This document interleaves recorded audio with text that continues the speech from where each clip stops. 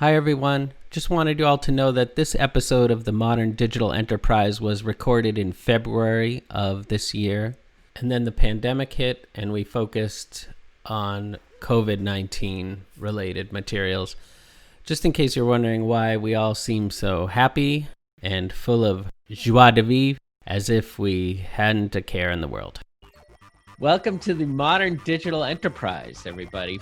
Your digital transformation podcast from Anexinet.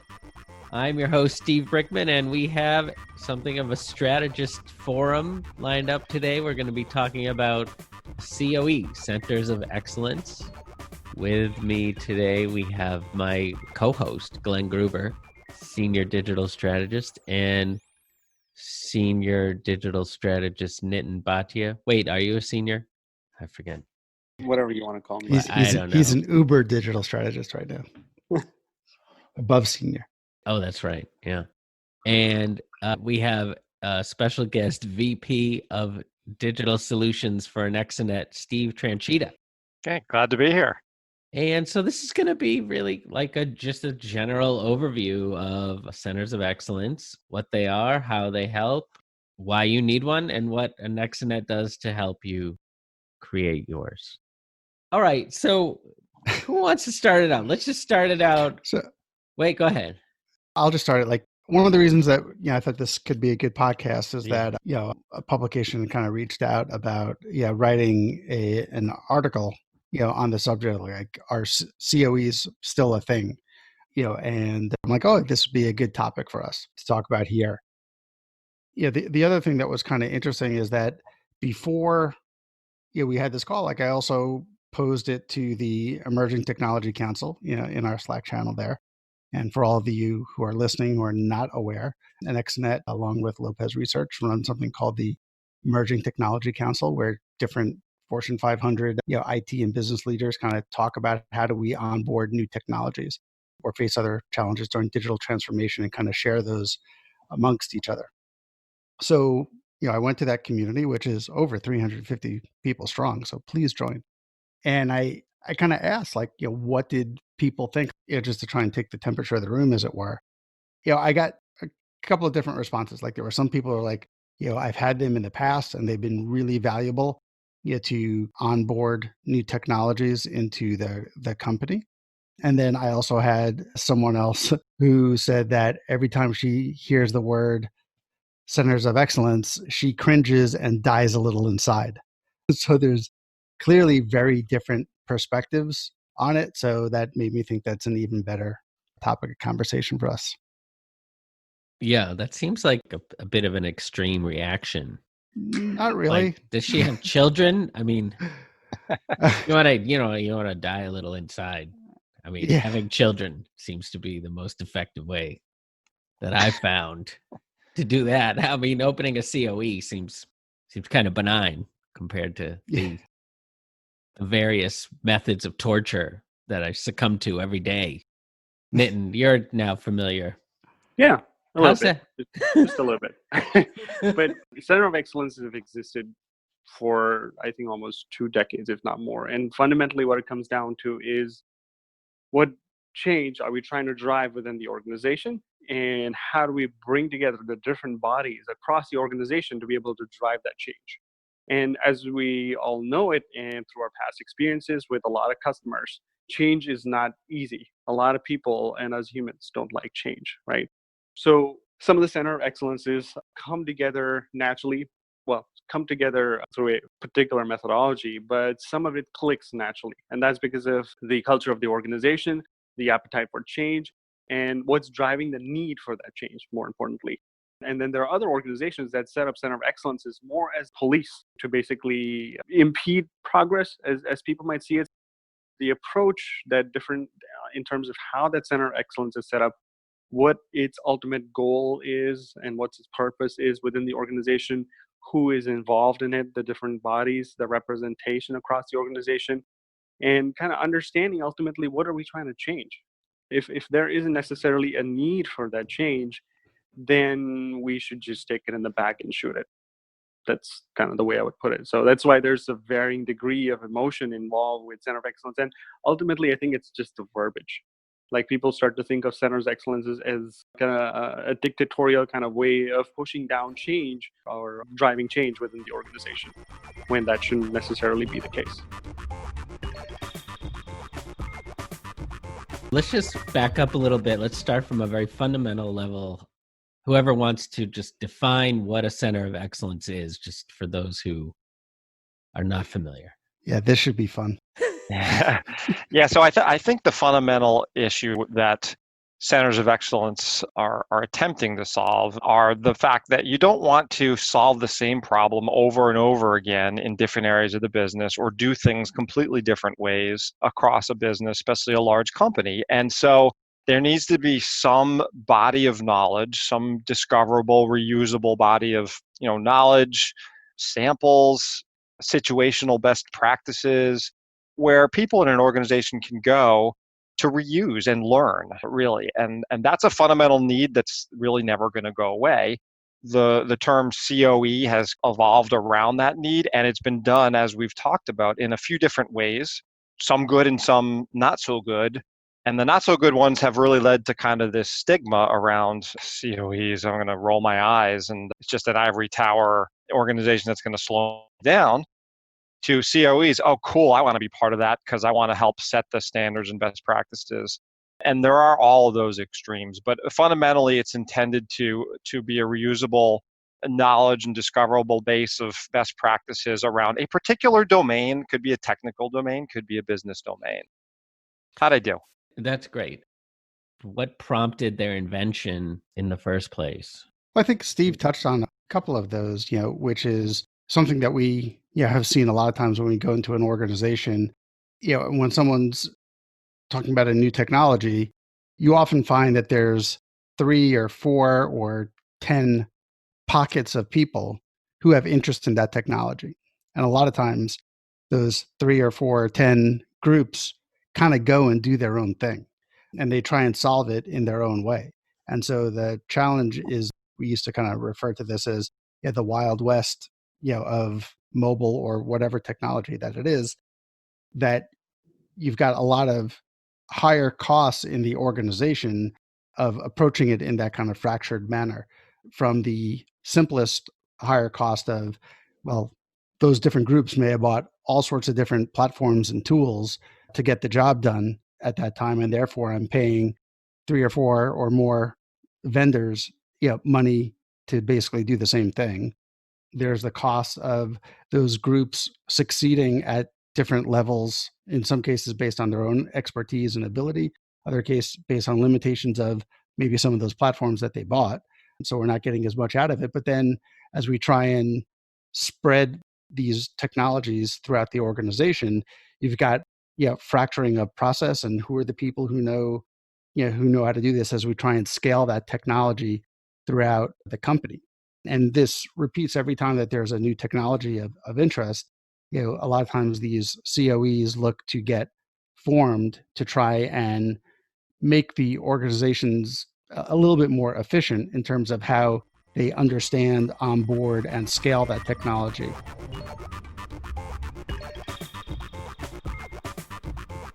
So how large is like the average COE? Is it like 5 people, 10 people? That gets a lot to the design of how you want to approach it.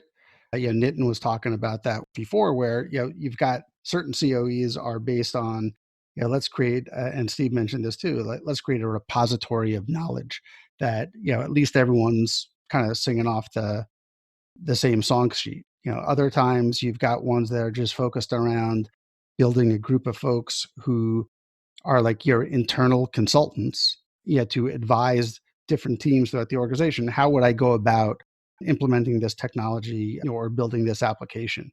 And then there are the ones that are end up trying to become a technology factory of, send me all your projects, I'll do the work for you, and I'm going to build a large team. So depending on which of those methods or which combination of those methods that you try and build, you'll have different size teams. Like I've totally seen it where when there's interest in going down the factory route, you can have dozens, even hundreds of people in that organization. Yeah, but if it's more the advisory style role, then it's much, much leaner. Yeah, it's a great point, Glenn. I mean, if a COE ends up becoming more like a product development team of shared components, it can get very large, and it can also start to get into a lot of the headwinds that give it a little bit of the stigma. Like, you're mandating use of certain components, you have multiple consumers consuming your output, and therefore you have to support them all. And so you have to be very careful about upgrading and doing new releases. And so a lot of those challenges start to pop up. So, it depends on really the COE's goal. Is it to really be a factory producing product output, or is it really going to stay at the best practices, prescription, knowledge level? To think of a COE as this fixed thing, like you start one way and that's the way it's going to be, would be fundamentally incorrect. So when you start the COE, your purpose and your goal may be X, but as you start to go down a certain path, and you're assessing your organization's change for appetite, and you're assessing some of the other gaps that you have, I think that COE will morph into something. So when we sort of talk about COE to our customers, we say, you need to get at least the core team in place who are your champions, who are going to drive a lot of this COE, who own the COE, so that just does not die this natural death due to the lack of ownership. But those champions then bring in other disciplines into the COE as they're starting to see gaps, or they're starting to see opportunities, as they're starting to see, our purpose is now gone from X to Y, and that COE should morph. And that to me would be a successful COE, because you're adapting to how your organization is reacting through the change that you're trying to push through the organization. Yeah, a lot of that, how that evolves, is related to company culture. And there are always going to be some folks who they want to run the COE and build a large team. Like that can be their mindset. So they try and go in a certain path, but many times you'll end up recreating a lot of elements or roles that exist elsewhere in the organization that are very highly functioning.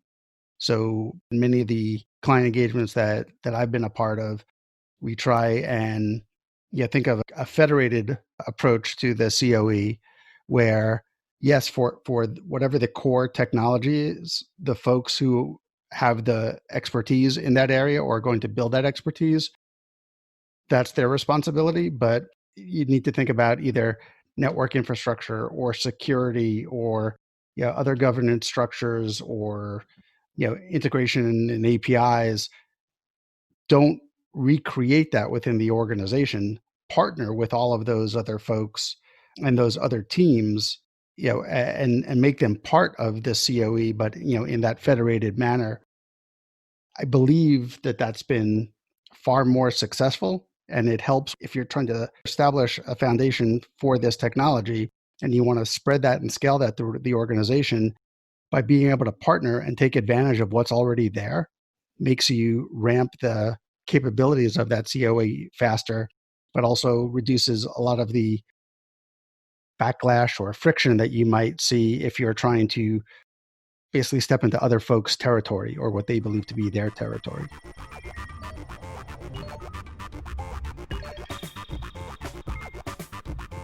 So where does Anexinet come in? What services do we offer around COEs for our clients? The mobile COE is a really good example.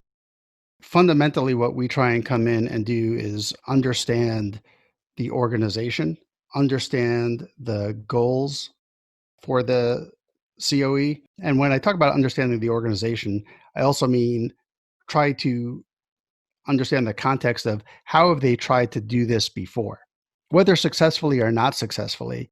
Understand how the organization functions, what the culture of that organization is, so that we can build something or recommend and design something that will succeed. Because we're not coming in and saying, here's the model of our COE, here's the cookie cutter, and off we go, just follow the paint by numbers diagram that we give you and you're all set. So like everything, we're coming in a very consultative manner to try and build a structure that's going to both succeed, but also grow and hit the goals. And I think another thing that we try and talk about is how do we structure from a governance perspective? How do we communicate not only what the objective of this team is going to be, but what it's responsible for and how to engage it? That's another part where I think that we fundamentally seen some challenges, and when other COEs have been attempted to get to be started, is that no one quite really knows what it is or how to work with it, and therefore it gets a little bit left to the side and doesn't get the kind of adoption and impact that was originally hoped.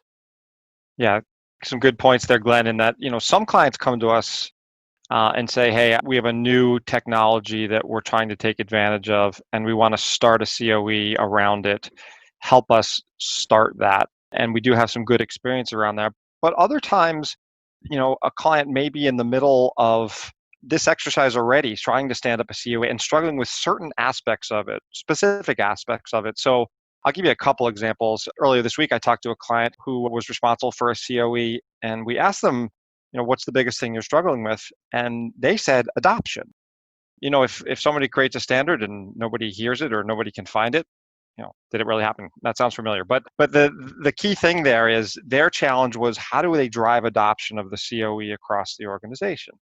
And there's a bunch of recipes around that in terms of how do you publish work, how do you make it discoverable, how do you almost, I'll say, market it, the good work that's being done in the COE with regular communications and updates on what the COE is doing, because all of that drives adoption across the organization and kind of breaks down the stigmas of the COE is there to mandate things as opposed to the COE is there to make my life easier. So adoption is one area where we see struggles. Another is specific content in the COE. Hey, one of the pieces of my COE is to drive some security standards, and I'm struggling with certain domain pieces of that technically, and oftentimes we can help them over the hump in those areas too. So it really depends on the entry point where the customer is. So you mentioned a company that developed a COE for a specific new technology that they were adopting. I'm wondering, how many COEs does a company need now that mobile and digital are just sort of variations of the same coin these days? Mobile is so much more ingrained in our business processes than it was a few years ago, 6 or 7 years ago. So is it still necessary for a company to have, say, a separate mobile COE and a digital COE, or individual COEs for different technologies within the company? Yeah, I mean, some of that comes down to all the way back to, taxonomy. Like, how do I divide up the domains of expertise that I need in my company? And is there a big enough difference in the domain of knowledge around mobile compared to the domain of knowledge around digital development in general? Is there a big enough difference that those are two distinct things? That's really the question. And I don't know that there's necessarily a right or wrong answer, but what we would look at are things like, okay, well, if we're talking about mobile, what very unique challenges, what very unique things exist in that domain that someone, say, doing a web development or services integration development wouldn't be thinking about? For example, how to take advantage of the unique capabilities of mobile devices, how to manage and maintain the devices themselves, how to secure them with all their unique challenges. So is there a critical mass of differentiation in the domain areas? And again, some of it is just organization and taxonomy around whether you have one or two, but I think that's a key thing to look at. Yeah, that definitely is key. And then also making sure that the goals align. So if there are fundamentally different goals. So for example, if as an organization, we have been using a different way to deliver solutions to our end customers, let's say, we're waterfallish or some variant of that, we want to adopt the agile across the organization, not just for IT, but just fundamentally across the organization in terms of how we capture demand, how the demand gets approved, how do we budget and finance for that particular demand initiative, and then taking that through the development, implementation, and support. If you're driving agile and your goal is to be able to adopt agile, and you're less so concerned about whether this is a mobile technology or digital or cloud technology or infrastructure or anything as such, then your COE is aligned around achieving the agile processes, achieving some of the pure tenets of being able to react to change within the organization. Versus, if you're specifically, let's say you have a good digital footprint and you're particularly, struggling with mobile, then you'd go build a mobile COE because that's kind of where you want to hone in. And those are the challenges and the struggles that you want to come together and be able to get through. And then there are practice level. Like, for example, earlier on in my career was a part of a revenue cycle center of excellence, which was a end-to-end, sort of building a solution right from, when hospitals are making claims all the way up to when that claim gets paid. And this included anything and everything from building the right processes, building the right documentation, building the right platform to be able to track that and provide the information to the different stakeholders within the process. So it just varies, as Steve was pointing out. Yeah, and the other thing that I'll add is, a lot of times the goal is to instantiate something brand new, right? That's a lot of times that people want to bring in a COE is to accommodate. Like Nitin was just talking about, I want to make agile the way that we run development projects as opposed to waterfall. So you go around, you start maybe a center of excellence to instantiate that within the organization. But over time, once that technology becomes mature or the organization has really internalized that technology or that process, the need for that COE lessens. And at some point, many times, you'll sunset it because it's not really providing that initial value anymore. So over the course of time, we may see many COEs within the organization, but they're not installed and then become part of, fossilized into the structure of the organization forever and ever and ever. So you may see that 5 years ago, we had a mobile COE. This year, maybe it's going to be around machine learning or something else. I don't think we should be focused on how many of these that there ought to be, or that it's really how many do we need in order to either adopt new technologies or processes, until we get to a level of maturity where we're able to scale that and everyone kind of knows how it goes.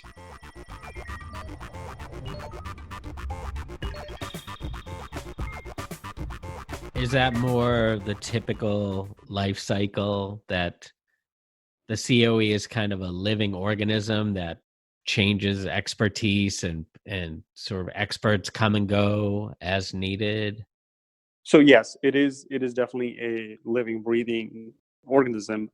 If you are constantly shifting the fundamental goal of a COE, then there's something to be brought to the table with regards to, are we even looking at the right thing or going after the right thing? But, as long as the fundamental purpose stays intact, our approach and, the people that we're involving from an organization perspective, the expertise and the discipline and the deliverables that come out of it are sort of fluctuating, I think that's okay.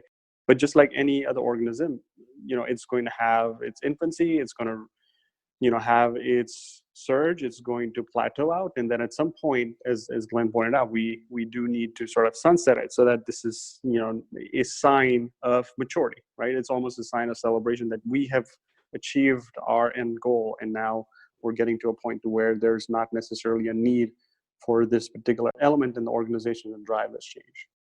And are they also responsible for creating documentation as well, guidelines, so things get left behind when emphasis is less on a certain technology or a certain process, so that historically somebody can go back and refer to these things?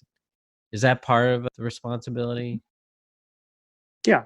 As a part of, building a COE, hopefully you're building a lot of the documentation, you're building a lot of the processes, and like Steve was pointing out, you're making those available for those outside the COE to consume. I mean, that would be the fundamental benefit to bringing, a discipline under a single umbrella, publishing a lot of the guidance, the governance, the templates, the best practices, and then making those available and continuing to, sort of groom them over time as you get, more learnings, as you get better and better as an organization. And that should continue to live, even past perhaps the deprecation of a COE. Steve, you mentioned offline that one of the biggest issues with COEs, I guess it's really like an adoption issue, is just the difficulty that we might have proving like an ROI, and that a COE will provide financial benefits that make it worth establishing. Can you talk to that a little bit? And that's a tough one. ROI from the cost of the COE itself compared to not having it and dealing with the things, compared to the reasons you spun up the COE in the first place, which is to get reuse, to make life easier, to make businesses produce output faster. So that's the trade-off is, we form a COE so that we're not reinventing the wheel across different areas of the organization. And theoretically, if we're doing that right, you're getting a multiplicative factor of savings. So I develop something once in a COE, and 5, 10, 20 different times over the course of a year, that gets reused across the organization, saving a bunch of time. It is tricky to be able to measure that and report on it. I think in general, organizations will have kind of a critical mass sense of, is the COE truly providing a lot of value, or is it slowing me down? And I think that's kind of the litmus test, if you will. And some organizations go really far in terms of trying to measure that and even do chargebacks to the COE when things are being reused. But overall, I think it's really important to take a hard look at the COE and say, is this making it easier, faster, better, cheaper for the organization to achieve its business goals? That's the litmus test. Am I achieving my business goals faster, cheaper, more efficiently, and with more quality by the use of the COE? And if not, we need to ask why not. Is it an adoption issue? Is it a quality issue? Is the COE not moving fast enough to keep up with the demands of the business? Those are all things that can be looked at. And I'll add that, obviously every organization is going to be different, but many times you're not going to get people to just build a COE because I think that, hey, this is an interesting technology and we should understand it. So let's go build a COE. Sometimes there's a specific initiative or project that is driving the need for a certain technology, perhaps. And at that time, that's maybe when you'll create the COE to first help stand up that first project, but now it can scale and do other things with other segments of the business. Some organizations talk about that, first project through pays, essentially. That's sometimes done with software platforms, not just COEs, but there's usually an impetus behind saying that we need to really invest in this technology rather than maybe just doing some early POCs to start to investigate whether this technology may apply.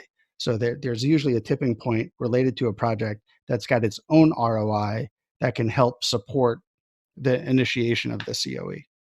Hey, we just did something cool as part of solving this business problem. Let's share this out and let other people take advantage of it. That organic way of doing things, I think, happens a lot, and it's a good way to show the initial ROI with the initial project. Good point.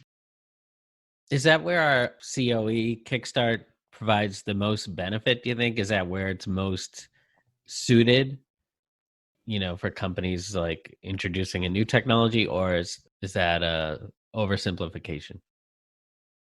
I wouldn't necessarily, like I said, like COEs can be of any different flavors. So just tying it to a specific technology, like, going back to the Agile example, the whole reason you even came to the conclusion that we want to have a, Agile COE is because you have identified, or at least you think you've identified, some inefficiencies within the organization. Typically when customers engages, those are one of the first few conversations, like, why are we going down this path? Like, what are the inefficiencies? What are some of the business drivers that you're trying to impact? Like, and trying to get those in some level of measurable sense to say, okay, once we do put the COE in place, then can we constantly keep measuring up against that to see, are we driving change? And not all of those metrics or measures are going to be financially beneficial to the company. Sometimes you're hitting the bottom line. Like we're more efficient. Like our finances turning around our budgets and our funding for our projects much faster, so we can react to the market much quickly. Right? That has nothing to do with development or implementation or anything. It's just finance would take forever to do that. So you have to kind of think of it as a more holistic thing than just trying to think of it as in just one piece or one segment. And ROI may not always necessarily turn into dollars, but ROI can always turn into the organization achieving some level of competitive advantage, some level of efficiency, some level of customer satisfaction, as long as those are some of the goals that we've identified for our Center of Excellence. I think one of the things that I will also put to that laundry list is a kind of completely generalized and watered down COE. If your COE does not have specific goals, or the goals are so broad that we're just going to touch anything and everything that sounds like technology, that will tend to fail, and it wouldn't necessarily get the adoption or the traction. Our purpose of going within the organization to attempt to make change is to be able to start small. That's key to be able to introduce change within the organization. You want to start small, you want to grow from there, you want to be able to gather feedback and then be able to tweak your approach, pivot if you need to, and continue to progress. If your COE gets so large to where by the time you gather feedback or understood how your organization is reacting, or maybe not even reacting to it, you spend millions and millions of dollars and really not achieved anything. So that would be one other thing that I would add to that list.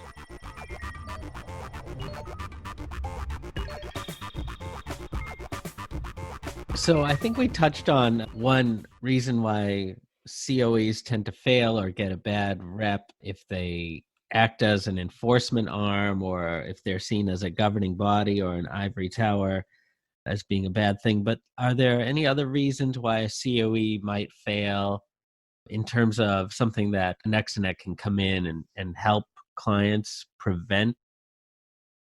In terms of helping people make successful COEs, a lot of what I believe we bring to the table is just experience. We've worked with so many different customers across a number of different domains that we have the benefit of perspective. I would say, like, a lot of times people talk about best practices, and I've said for a long time that best practices is only the best practice that I've seen in my career. So, so a best practice at company A versus at company B can be very different, or achieve different levels of success. So I think that's some of the perspective of what we've seen work. I think that there are overlooked aspects as to why things are successful. Steve touched on it, Nitin touched on it as well, in terms of just the communication strategy. How do we let people know what we can do, how we can help them in real terms, and how to properly engage with us so that everyone gets the most out of it? There a lot of times it's, if we build it, they will come. But if you're not actively marketing it especially with support from executive leadership behind it, then it won't take off and you won't gain the benefits, even if everything else around how we've designed the COE is right. It still doesn't necessarily be successful. So that communications plan step is often overlooked, but can often be very critical to success too. Amen to that, because I cannot emphasize how much change management is kind of the underlying component of a successful COE. The whole communication aspect of it, setting the right expectations, making sure you're managing those expectations, you're communicating, you're capturing feedback, you're reacting to the feedback, is all important parts of the tone that the Center of Excellence sets. And that tone drives whether I want to accept change from this body, or do I not want to accept change from this body. And I think that it is a really, really crucial part. So yeah, the whole change management aspect of it is pivotal to the success of a center of excellence. Yeah, and that's the whole culture eats strategy for breakfast thing. Absolutely. And another part of it is also just understanding like how to choose the right individual to lead that COE, because there's an evangelism part of this and an understanding of how to build relationships and work with different parts of the business, both on the IT side as well as the business side, that if you get that wrong, if that person doesn't know how to reach out and build trust and build relationships, it also can be a major challenge in making that successful. And back maybe to your original point of what else does Anexinet do to help, is really giving it a kickstart. Like I know we talk about a lot of our strategy engagements are kickstarts, but there are times where as you're looking for that leadership, as you're trying to, you may have identified the structure of the COE organization, but you don't have those people on day one.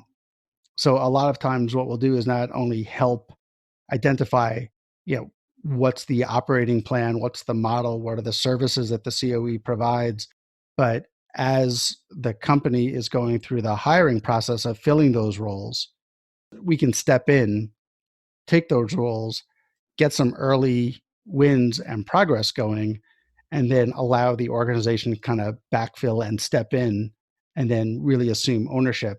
But this way you're not waiting, 3, 6, however many months to put that infrastructure in place before you can get going on something that you've clearly identified is important to the organization, or I wouldn't be making this investment both in the design and then the execution of the COE in the first place. Yeah, all good points. And I like to view a COE as a service organization in and of itself, right? As opposed to a enforcer, someone who sets and enforces best practices. They're providing a service to the organization, and the mentality should be that way. The leader of the COE should exude that mentality, right down to saying, hey, we're not always going to be the sharpest person in the room. Sometimes somebody close to the business building a solution may come up with something that we haven't thought of. And we need to have a very open and clear way to ingest that back into the COE when someone outside of the core COE has done great work, and quickly take a look at that and incorporate it in, forcing that feedback cycle and agility of the COE to consistently evolve and to consistently reach out across the organization and incorporate the best ideas from the organization over time. That comes back to process. It comes back to the leader of the COE, and it comes back to the mentality that I'm a service organization to the company within this COE, as opposed to, hey, I'm going to tell you how to do it and you're going to do it my way. It's a very different mental model. Do you have any good success stories where a client has adopted a COE and then like immediately seen some drastic improvement? We just did a COE engagement recently with Edward Jones, and they've built a team, and they're still super lean. There's really only a couple of people focused on mobile, this one specifically. And we've helped them build the structure around that and get approval for it within the company. And we've helped them along the way as they're building that out. It's kind of I discussed earlier, where we've done the first couple of prototypes with them, and they've kind of seen how we run the process, and hopefully that's a way where they can internalize that and take it forward. And I think that will extend to once they look to move into development of some of those apps that we just prototyped, which I believe is coming. Another really good example is one where we provided they already had some of it in place. And this was actually, I think, my first engagements was with Amerisource Bergen. So they had the intent, they had a couple of people identified, but we helped them kind of flesh out what that structure was, as well as going through the whole IT readiness and building out a roadmap of all the things that team needed to do. A year later, we went back to do what was sort of like a health check, and they grew the organization more than maybe most other clients. They went and they completed almost everything on the IT maturity roadmap that we gave them, they made tremendous progress. They were ETC members as well. And one of the first that I knew that had started to build like Alexa skills, like they started in mobile and they did some good mobile things, but then they extended into other technologies, became a little bit more of like an innovation hub than simply mobile. But that was very successful.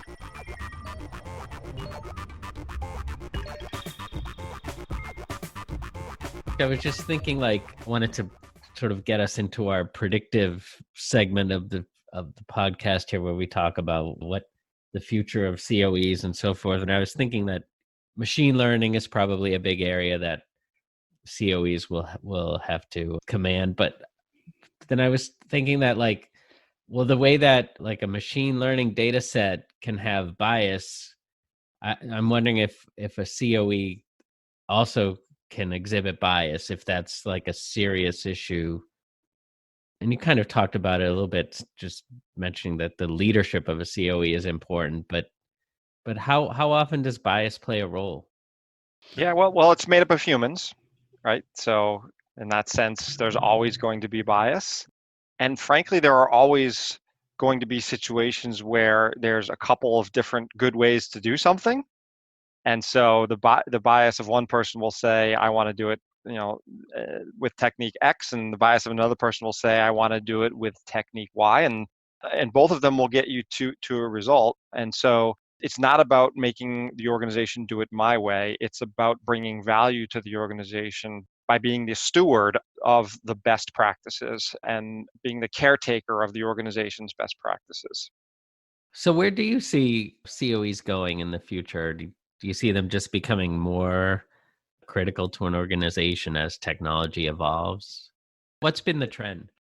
Look, I mean, there's always going to be the need for the fundamental things we talked about when we started this podcast, with reuse and not reinventing the wheel. That need is never going to go away. So the term COE may evolve. In the agile and scaled agile community, there's a lot of talk about building community of practice, and the idea of building sort of an agile steward of best ways to practice a certain domain of knowledge. So terminology may change, techniques will evolve, more agility will be injected into COEs, but the fundamental need that these bodies solve within an organization, I think, is always going to exist, and the way technology is moving probably will accelerate. I agree with Steve on that. There's always something coming down the road. Like every time you think that, there can be not anything new under the sun, there's something that's not just new, but game changing that comes along. Machine learning, AR, VR, like there's just, I don't know how many examples. And that's just what we know about today. There's more stuff coming. I will ask though, sort of dad joke time, but, is a machine learning COE really like a living, breathing organism? Like at that point, isn't the whole idea to get humans out of the whole thing? That's what I'm wondering. Can we actually just replace it with machine learning? Oh, eventually, especially if people aren't going door to door to work with other folks in the organization. It can just be like chatbots. Yeah, everywhere. They'll never know. They'll just think they're people. Is this a machine learning podcast? Are you guys real? This is. I don't know. Well, I think that pretty much covered everything. I know that we've written some white papers about COEs, and I'm sure there's been a webinar, so I will be sure to include links to those in the podcast notes on our website. What else? Glenn, do you want to promote the ETC some more? Yeah, at the ETC, we sometimes talk about COEs, but really more the focus is on new technologies, trying to understand possible use cases. How can we apply them to the organization, and really shared learning across the different members of what they've done. If you're interested in learning about any of these new technologies, or just learning about how other folks have what they've tried in some of these areas and what succeeded and what hasn't gone quite so well, and you want to take advantage of the benefit of the mistakes that they've made, come and join. And we'll put a link in the show notes to that as well. That's great. All right. Steve, Nitin, Glenn, thanks so much for joining me today. That was great. Yeah, it was fun. I'm sad that you couldn't come up with a chicken analogy. It's weird to do a chicken-free podcast, but I know. Well, the only thing I could really think of is that with chickens, one of the funny things about them is that when one chicken starts doing something, all the other chickens start doing it, as if like, oh, hey, that's a great idea. Let's start preening, and then they'll all preen for 10 minutes, or one of them will like, oh, sunbathe, like, oh yeah, sunbathing. I didn't think of that. That's fantastic, and then they'll all sunbathe. So there's some sort of like rotating sense of leadership that happens there, but that's the best I got. It just means that you got to, from a change perspective, you got to just teach one. So your change cycle is fairly short. That's right. They're very agile. Yeah. I got nothing. Sorry, just a running gag, Steve. Well, thanks again, guys. And thank you for hopping on to another episode of the Modern Digital Enterprise, your digital transformation podcast from Anexinet. All right, goodbye. see ya. Thanks. Bye. As a leading technology consultancy and reseller, Anexinet helps clients provide a complete digital experience for customers, employees, and end users. We accomplish this through our holistic approach, which encompasses all aspects of today's digital journey, end to end. Anexinet partners with top technology vendors like HPE to offer products and services that enhance the digital experience across customer engagement, enterprise mobility, cloud and hybrid IT, and analytics. Because great digital experiences rely on the smooth operation of all interconnected elements. From strategy through execution, we deliver custom multi-channel applications, including web, mobile, chat, and voice.